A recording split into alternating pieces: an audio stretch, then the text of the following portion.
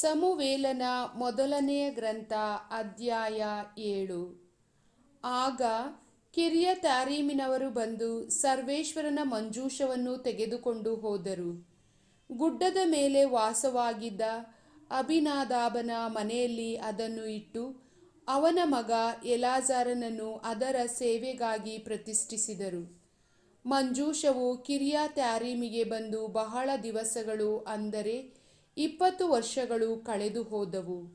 ಆ ಕಾಲದಲ್ಲಿ ಎಲ್ಲ ಇಸ್ರಾಯೇಲರು ಸರ್ವೇಶ್ವರನಿಗಾಗಿ ಹಂಬಲಿಸುತ್ತಿದ್ದರು. ಆಗ ಸಮುವೇಲನು ಅವರಿಗೆ, ನೀವು ಪೂರ್ಣ ಮನಸ್ಸಿನಿಂದ ಸರ್ವೇಶ್ವರನಿಗೆ ಅಭಿಮುಖರಾಗಿ ನಿಮ್ಮ ಮಧ್ಯದಲ್ಲಿರುವ ಅಷ್ಟೋರೋತ್ ಮೊದಲಾದ ಅನ್ಯ ದೇವತೆಗಳನ್ನು ತೆಗೆದುಹಾಕಿರಿ. ಸರ್ವೇಶ್ವರನ ಮೇಲೆಯೇ ಮನಸ್ಸಿಟ್ಟು ಅವರೊಬ್ಬರಿಗೆ ಸೇವೆ ಸಲ್ಲಿಸಿರಿ. ಆಗ ಅವರು ನಿಮ್ಮನ್ನು ಫಿಲಿಷ್ಟಿಯರ ಕೈಯಿಂದ ಬಿಡಿಸಿ ಕಾಪಾಡುವರು ಎಂದನು. ಹಾಗೆಯೇ ಇಸ್ರಾಯೇಲರು ಬಾಳ್, ಅಷ್ಟೋರೆತ್ ದೇವತೆಗಳನ್ನು ತೆಗೆದುಹಾಕಿ ಸರ್ವೇಶ್ವರ ಸ್ವಾಮಿಯೊಬ್ಬರಿಗೆ ಸೇವೆ ಸಲ್ಲಿಸತೊಡಗಿದರು. ಸಮುವೇಲನು ಪುನಃ ಅವರಿಗೆ, ಇಸ್ರಾಯೇಲರೆಲ್ಲರೂ ಮಿಚ್ಚೆಯಲ್ಲಿ ಕೂಡಿಬರಲಿ, ನಾನು ನಿಮಗೋಸ್ಕರ ಸರ್ವೇಶ್ವರನನ್ನು ಪ್ರಾರ್ಥಿಸುವೆನು ಎಂದನು.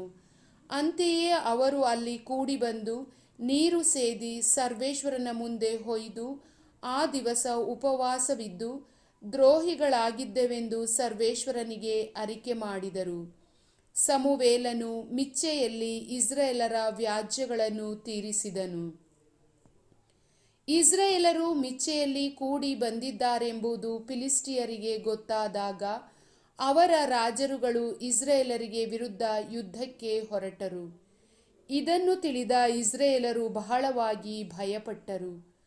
ಅವರು ಸಮುವೇಲನಿಗೆ, ನಮ್ಮ ದೇವರಾದ ಸರ್ವೇಶ್ವರ ನಮ್ಮನ್ನು ಫಿಲಿಷ್ಟಿಯರ ಕೈಯಿಂದ ತಪ್ಪಿಸಿ ರಕ್ಷಿಸುವ ಹಾಗೆ ನೀವು ನಮಗೋಸ್ಕರ ಪ್ರಾರ್ಥನೆ ಮಾಡಿ ಸುಮ್ಮನಿರಬೇಡಿ ಎಂದರು.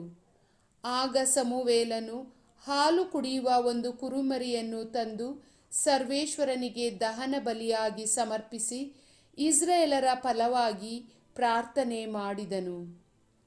ಸರ್ವೇಶ್ವರ ಸದುತ್ತರವನ್ನು ದಯಪಾಲಿಸಿದರು.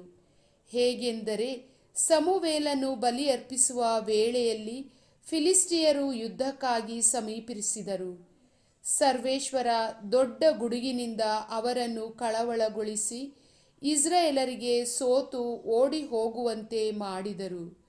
ಇಸ್ರಾಯೇಲರಾದರೋ ಮಿಚ್ಚೆಯಿಂದ ಹೊರಟು ಬೆತ್ಕತರಿನ ತಗ್ಗಿನವರೆಗೆ ಅವರನ್ನು ಹಿಂಬಾಲಿಸಿ ಹತಮಾಡಿದರು. ಅನಂತರ ಸಮುವೇಲನು ಮಿಚ್ಚೆಗೂ ಶೇನಿಗೂ ಮಧ್ಯದಲ್ಲಿ ಒಂದು ಕಲ್ಲನ್ನು ನಿಲ್ಲಿಸಿ, ಸರ್ವೇಶ್ವರ ಇಲ್ಲಿಯವರೆಗೆ ನಮಗೆ ಸಹಾಯ ಮಾಡಿದರು ಎಂದು ಹೇಳಿ ಅದಕ್ಕೆ ಎಬನಜೇರ್ ಎಂದು ಹೆಸರಿಟ್ಟನು. ಫಿಲಿಷ್ಟಿಯರು ಸೋತು ಹೋದುದರಿಂದ ಮತ್ತೆ ಇಸ್ರಾಯೇಲರ ಪ್ರಾಂತ್ಯದೊಳಗೆ ಬರಲೇ ಇಲ್ಲ. ಸಮುವೇಲನ ಜೀವಮಾನದಲ್ಲೆಲ್ಲ ಸರ್ವೇಶ್ವರನ ಹಸ್ತ ಫಿಲಿಷ್ಟಿಯರಿಗೆ ವಿರೋಧವಾಗಿಯೇ ಇತ್ತು. ಅವರು ಎಕ್ರೋನ್ ಮೊದಲುಗೊಂಡು ಗತ್ ಊರಿನವರೆಗೆ ಇಸ್ರಾಯೇಲರಿಂದ ಕಿತ್ತುಕೊಂಡಿದ್ದ ಎಲ್ಲ ಪಟ್ಟಣಗಳು ಇಸ್ರಾಯೇಲರಿಗೆ ದೊರಕಿದವು. ಅವುಗಳಿಗೆ ಸೇರಿದ ಗ್ರಾಮಗಳನ್ನು ಇಸ್ರಾಯೇಲರು ಫಿಲಿಷ್ಟಿಯರಿಂದ ತೆಗೆದುಕೊಂಡರು.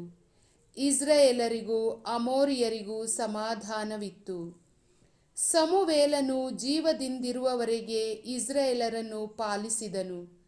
ಅವನು ಇಸ್ರಾಯೇಲರ ನ್ಯಾಯಗಳನ್ನು ತೀರಿಸುವುದಕ್ಕಾಗಿ ಪ್ರತಿ ವರ್ಷವೂ ಬೇತೇಲ್, ಗಿಲ್ಗಾಲ್, ಮಿಚ್ಚೆ ಎಂಬ ಪಟ್ಟಣಗಳನ್ನು ಸುತ್ತಿ ರಾಮಾಕ್ಕೆ ತಿರುಗಿ ಬರುತ್ತಿದ್ದನು. ಅಲ್ಲಿ ಅವನ ಸ್ವಂತ ಮನೆ ಇದ್ದುದರಿಂದ ಅಲ್ಲಿಯೇ ಸರ್ವೇಶ್ವರನಿಗೆ ಒಂದು ಬಲಿಪೀಠವನ್ನು ಕಟ್ಟಿಸಿ ಇಸ್ರಾಯೇಲರನ್ನು ಪಾಲಿಸುತ್ತಿದ್ದನು. ಪ್ರಭುವಿನ ವಾಕ್ಯ.